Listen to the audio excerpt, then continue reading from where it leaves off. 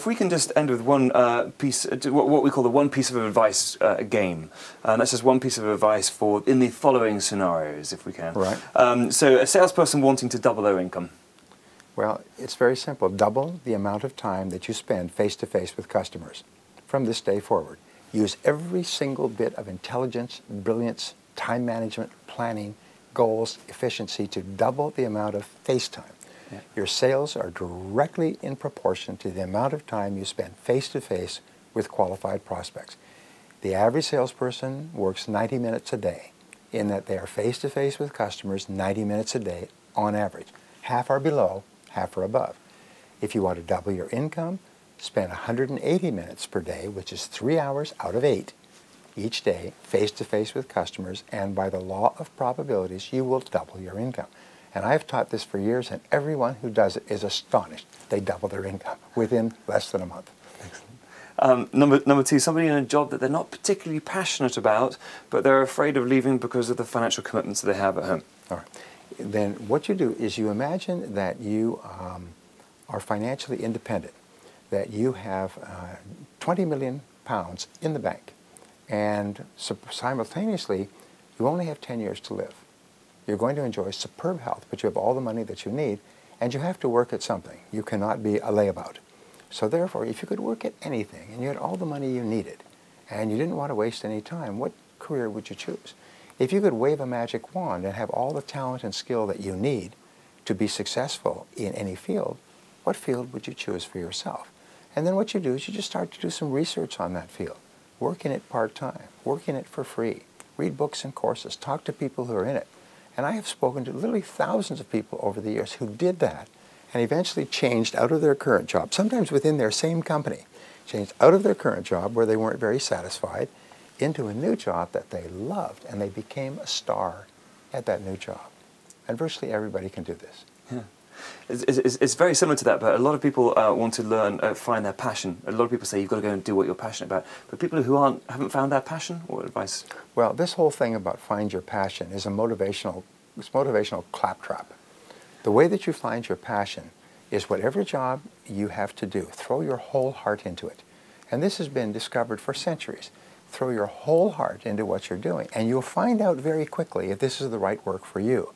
If it's not, you won't get any excitement or happiness from it, so then change.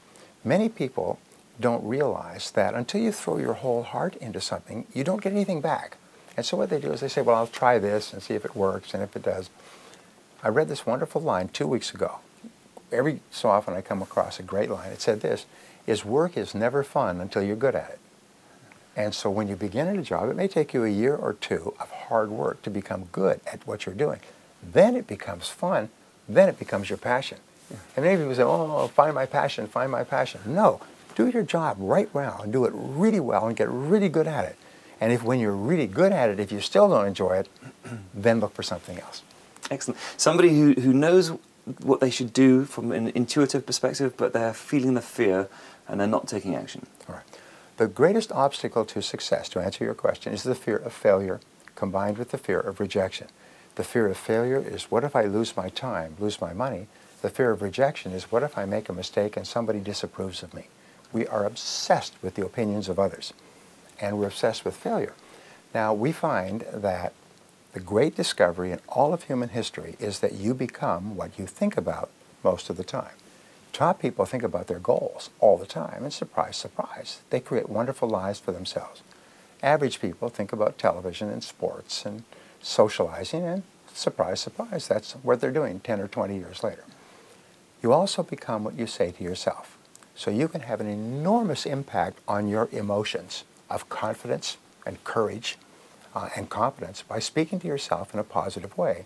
And the magic words discovered in psychology are the words, I can do it. I can do it. I can do it. So whenever you think of something that you'd like to do and you're fearful, say, hey, wait a minute. I can do it. I can do it. I can do it. I can do it. And as you say, I can do it, your courage and confidence goes up and your fears go down in inverse proportion. And then at a certain point, you will overflow and you'll just take action. And then all of your fear disappears. Excellent. And the final one, sir, a CEO that wants to become a world-class CEO, even better than Jack Welch was. Well, then what you do is you focus on getting results through people, which is be very, very clear about the goals that you want to achieve and set big goals. Jack Welch wanted to make General Electric either first or second in every category in the world. And that was his rule, is we will be first or second, whether it's turbine engines or whether it's powered hydroelectric dams or nuclear reactors, we'll be number one or number two in every field, or we'll get out of it. And so every single manager had a job. Is if we're number 5, your job is to get to us to 1 or 2 within a certain period of time, or we will discontinue the field and maybe discontinue you as well.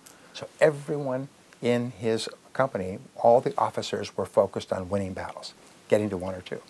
The second thing is be very, very sensitive and considerate to the people that you work with. All the best managers, they're firm, but they're very caring about their people. They're very thoughtful. They are respectful. They are courteous. They treat people well, and people feel happy when they go to work for these people. And as a result, they produce twice as much as they would anywhere else.